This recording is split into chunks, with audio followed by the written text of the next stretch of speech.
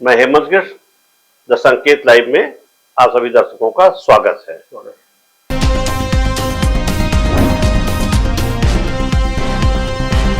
आज मेरे साथ एक नए साथी, नए पत्रकार, वरिष्ठ पत्रकार अरविंद मिश्रा जी हैं। और मिश्रा जी, चुनाव 5वें चरण का प्रचार अभी बहुत तेजी पर है। इस बीच अंतिम नामांकन के क्रम में देश के ओजस्वी प्रधानमंत्री श्री नरेंद्र मोदी जी बनारस दल के साथ पहुंचे। देश के 12 मुख्यमंत्री, रक्षा मंत्री राजनाथ सिंह, गृह मंत्री अमित शाह जी पहुंचे और बड़ी भीड़ के साथ पूरी बनारस भीड़ से भर गई थी, सड़कें भर गई थी। मोदी जी बनारस पहुंचे नामांकन करने के लिए।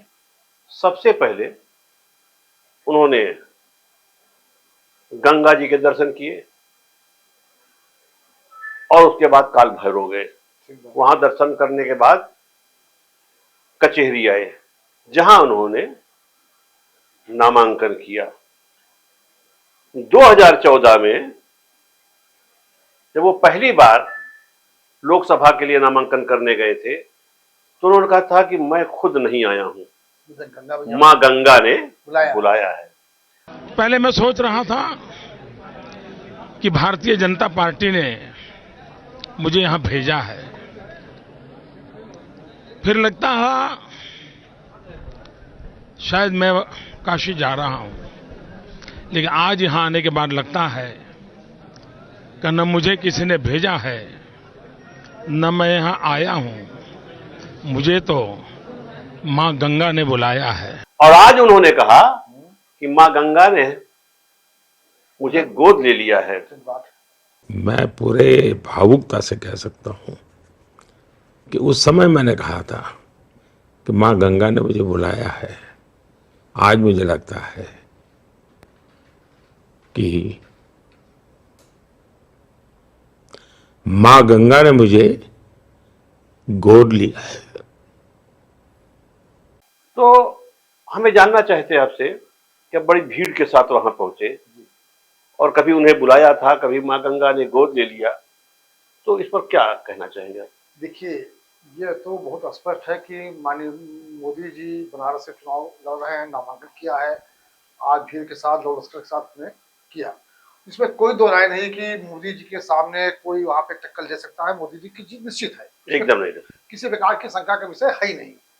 अब आता है मोदी जी क्या संदेश देना चाहते हैं कि आज 12 राज्यों के मुख्यमंत्रियों को बुलवाया, संगठन के लोग, प्रदेश सरकार के मंत्री, घटक दल के जो भी घटक दल हैं, मुख्यमंत्री उनके जो भी घटक दल मुख्यमंत्री हैं, जो भी घटक दल के लोग हैं, जो भी इनके इंडिया गठबंधन में है, सभी लोगों को वहां पर बुलाया। क्या साबित करना चाहते हैं कि हम सबसे ऊपर हैं, आगे हैं, किस तरह हैं।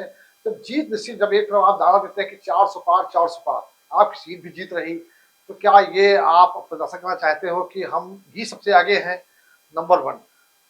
अभी आपने बात कही कि 14 में जब आए थे तो उन्होंने कहा था कि मुझे माँ गंगा ने बुलाया। अब की बार कहा कि आपको माँ गंगा ने मुझे गोद दे लिया। सवाल ये उठता है कि जब आपकी जीत भरपूर हो रही है, क्या अपने कार्यों के बारे में उपलब्धियों बताने का प्रयास किया आपने कि जो 10 साल में आपने कुछ काम किया, उसके बारे में आप दबाने के लिए आपने जो, ठीक है निष्ठा है, काल भैरव दर्शन करने गए, आप गंगा मैया के दर्शन करने गए, सब गए, आपको ये भी बताना होगा कि हमने 10 साल में क्या काम किया बनारस के लिए। नहीं, यहाँ मैं रोकना चाहूंगा, जब वहां की जनता ये पूछेगी कि आप क्या किए क्या नहीं किए, जब वहां की जनता को मैं देखा, तमाम पत्रकार इंटरव्यू कर रहे थे और जब उनसे कुछ कोई कह रहा था तो कहते थे हमें कुछ नहीं चाहिए, हमें मोदी जी चाहिए। और मोदी जी ने बनारस का बहुत विकास किया है, बहुत काम किया है। और तमाम दर्शकों ने और वहां आगंतुकों ने तो यहां तक कहा कि मोदी जी जो पिछली बार 2 बार यहां से जीत गए हैं, उससे ज्यादा मतों से जीतेंगे। ठीक बात, मैं आपकी बात सहमत हूँ। लेकिन यही बात तो दिखाना होगा, देखना होगा कि 4 जून को जब रिजल्ट आएगा कि 14 में जिस मार्जिन से जीते थे, 19 में जब चुनाव हुआ उसमें जीते, अब की बार कितनी मार्जिन से जीत रहे हैं ये, जीत का अंतर जीतना अलग विषय होगा। दावा तो है कि हम पहले से ज्यादा मार्जिन से जीतेंगे।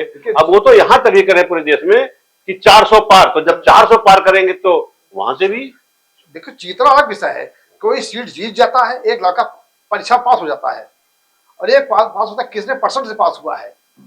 सवाल यह है कि जीतना, जीत हार अलग चीज है। मोदी की हार का मैंने किसी प्रकार का संशय व्यक्त नहीं किया है कि मोदी हार रहे हैं, मोदी की सीट हार नहीं बनारस की, ये किसी प्रकार का संशय व्यक्त नहीं होता है। लेकिन जीतते अंतर कितना होता है, प्रश्न ये होता है। अंतर का दावा करते हैं और अंतर से जीतेंगे, बस नहीं, वो तो दावा कर रहे हैं। अब यही देखना होगा कि ये तो 4 जून को स्पष्ट हो जाएगा। 4 जून को स्पष्ट हो जाएगा। अब हम इस पर एक बात ये कहना चाहते हैं कि 12 राज्यों के अलायंस के, भाजपा अलायंस के सारे मुख्यमंत्री यहाँ आए। आखिर उनकी जरूरत उन्हें क्या पड़ी यहाँ पर? जब वहां से जीत रहे हैं तो ये जो सारे मुख्यमंत्री आए हैं ये अपने अपने राज्यों में दिखावे कि वहां कितना विनिंग कैंडिडेट इनके हो रहे हैं। नहीं, ये बात और है कि आज जो 12 राज्यों के मुख्यमंत्रियों को यहाँ बुलवाया और यह संगठन के पूरे प्रदेश के लोग जो गए या इनके घटक दल के जो लोग गए, अभी आज यही काम विपक्षी दल के इंडिया गठबंधन का नेता कोई किया होता तो यही आरोप लगाते हैं कि कितना खर्चा आया। किसी स्टेट का मुख्यमंत्री आया होगा, स्टेट प्लेन से आया होगा, कैसे आया होगा, अपना प्लेन लेके आया होगा, खर्चा, सुरक्षा व्यवस्था ये तो चुनाव आयोग को देखना चाहिए कि जो सारे 12 प्रदेश के मुख्यमंत्री आए इनका खर्चा चुनाव खर्चे में जोड़ा जाएगा या नहीं। सारे तमाम केंद्रीय मंत्री आए, इनका खर्चा कहाँ सवाल ये उठता जोड़ा जाएगा? चुनाव आयोग में हमने जो पढ़ा है, जानकारी किया, उसमें अगर कोई भी खर्चा होता है तो कैंडिडेट के उस पर लिखा जाता है कि कितना खर्चा हुआ है। आज जो भी वहां झंडा, बैनर, पोस्टर लगे, जिस प्रकार का जो लौ लश्कर के साथ में सारे मुख्यमंत्री आए, वहां ठहरे, रुके, आए होंगे, सुरक्षा व्यवस्था के साथ आए, इसका खर्चा क्या मोदी जी के खर्चे में जोड़ा जाएगा या नहीं जोड़ा जाएगा? एक प्रश्न तो हो गया। एक प्रश्न ये है मेरा कि आज जब सारे लोग पहुंचे वहां पर तो जो सुबह गंगा स्नान करने जाते हैं वो रुक गया, सारे रोड ब्लॉक हो गए, पुलिस वालों ने किसी को आने जाने नहीं दिया। और तो और जो बनारस का हवाई अड्डा है वहां का एयर ट्रैफिक कितना कंजेस्टेड रहा होगा। ठीक बात। और तमाम लोगों को परेशानी रही होगी। नहीं, केवल हवाई अड्डे की बात मत करिए, या ना हवाई अड्डे की बात कर रहे हैं ना रोड की बात करिए। जिला प्रशासन जो है वहाँ हॉस्पिटल से लेकर के, मार्केट से लेकर के पूरे बाजार को आज जिस तरीके से वहां पे डिस्टर्ब किया गया, क्या ये लाजमी है? नहीं, ये तो नैतिक रूप से उनको बताना चाहिए ना, भाजपा को बताना चाहिए। आखिर क्या जरूरत पड़ी कि जब आप देश में 400 से ज्यादा, 400 के पार आप जा रहे हैं और हमारे प्रधानमंत्री जी जीत का अंतर 2014-2019 से ज्यादा होगा, तो इतनी भीड़ जुटाने की क्या जरूरत थी? मैं समझता हूं करोड़ों करोड़ रुपए आज केवल नामांकन में खर्च हो गए। तो क्या जो एक एमपी चुनाव लड़ता है वो इतना खर्च करता है? वही बात तो इस समय आ रही है। पर ये किसके खर्चे में जोड़ा जाएगा? अगर इसको नहीं जोड़ा जाता है, अगर कहें अपने खर्चे से आए तो अपने खर्चे क्यों आए लोग? अगर आए हैं तो मोदी के खर्चे जोड़ना चाहिए। देखिए, यही बगल में राहुल गांधी ने किया है, वो तो बहुत साधारण तरीके से आए, अपने परिवार के साथ आए, पूरे परिवार साथ आए, जो उनके खास लोग थे वो आए, उन्होंने तो सारे मुख्यमंत्री को नहीं। अब सवाल ये भी तो उठता है, क्या जिला प्रशासन ने अभी देखना होगा अनुमति कैसे दी? नहीं, जिला ये भी देखना होगा। एक प्रश्न नया उठा है जो हमारी समझ में आया, जिला प्रशासन ने क्या इतने एक साथ में इतने राज्यों के मुख्यमंत्री को आने का परमिशन दिया या नहीं दिया? अगर दिया तो कैसे दे दिया? और अगर रायबरेली में इतने मुख्यमंत्री आते, इतने लोग आते, तो ट्रैफिक कंट्रोल के नाम पे हमारे ख्याल से रोका जाता। सवाल ये हो, अगर यही नियम लागू हो जाए कि विपक्षी उस पर गठबंधन में या किसी दल पे अगर सारे राज्यों के मुख्यमंत्री आ जाते, लखनऊ में भी एकदम से 20 लाख लोग आ जाए एकदम से, तो प्रशासन की तो भाई एक कहावत है, सैया भय कोतवाल तो डर काहे का। लेकिन एक बात और है, अंत में मैं कहूंगा कि मूल प्रश्न ये उठता है कि इतना नाटक करने के बाद भी अगर 4 जून को जीत का अंतर कितना पड़ता है इनका, ये देखना होगा। अब अंतर तो नहीं कह सकते, लेकिन अजय राय वहां से कांग्रेस लाइन से लड़ रहे हैं, जी। वहां के लोकल निवासी हैं, और जहां के रहने वाले हैं वो शहर के, वहां से भी प्रधानमंत्री लेकिन एक बात, गुजरे। अभी आपने जो बात कही है, हाँ, अजय राय की बात, जहां तक बात हाँ, कही, हाँ, मुझे याद अच्छी तरीके से, आपको भी याद होगा, पिछले बार जब मोदी जी चुनाव लड़े थे तब केजरीवाल जी के खिलाफ चुनाव लड़े थे, अरविंद केजरीवाल जी इनके खिलाफ चुनाव लड़े थे। वो तो 14 में लड़े। 14 की बात मैं कर रहा हूँ, जी, जी। 14 में चुनाव लड़े थे। उस समय मुझे एक्यूरेट नहीं पता है कि याद नहीं आ रहा कि लमसम कितने लाख से जीते थे, बहुत ज्यादा अंतर जीते थे, इन्हें केजरीवाल जी को वोट मिला था। अगर आज उन वोट को जोड़ लिया जाए, केजरीवाल जी का वोट, कांग्रेस का वोट, समाजवादी पार्टी का वोट, संभव और राजनीति में असंभव। एक बात तो मैं बता दूं आपको, इस वक्त अखिलेश खाली हो गए हैं, तब तक राहुल खाली हो जाएंगे, प्रियंका खाली हो जाएंगी उत्तर प्रदेश से। तो ये उत्तर प्रदेश में जो सारे नेता खाली हो रहे हैं, जो यहाँ से चुनाव लड़ रहे हैं, उनका सारा फोकस प्रधानमंत्री की सीट पर तो होगा ही। मैं शुरू से पीडीए को जो लेके चल रहे हैं, मैं शुरू से कह रहा हूँ कि मोदी जी की जीत पे कोई संशय नहीं, लेकिन लगा हुआ है जीत का अंतर नहीं ज्यादा रहेगा। ये भी नहीं, राजनीति में सब कुछ संभव है, असंभव शब्द नहीं है। राजनारायण जी यही हाल हुआ था, राजनारायण जी ने इंदिरा जी को रायबरेली में हराने का प्रयास किया और इंदिरा जी हारी। सारे गठबंधन के लोग 77 में सारे लोग एक साथ एकजुट हो गए, इंदिरा जी चुनाव हार गई थी।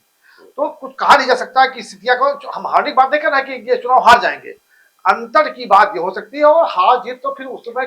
कहने का मतलब आपका ये है कि इतना जो लाग लपेट वहां आज इकट्ठा किया गया, ये तो अब उसका असर 4 जून को जब मतगणना होगा, परिणाम आएगा, तो परिणाम बताएगा कि इनकी ये मेहनत कितनी सफल हुई। ये देखने वाला। तो साहब अब मिश्रा जी वही खत्म करते हैं। बहुत बहुत धन्यवाद। अब इसमें बस मुद्दे ये हैं कि जो एयर ट्रैफिक वहां का व्यवधान पैदा हुआ, अस्पताल व्यवधान हुए, जो वहां धार्मिक अनुष्ठान करने जाते हैं उनको व्यवधान हुआ।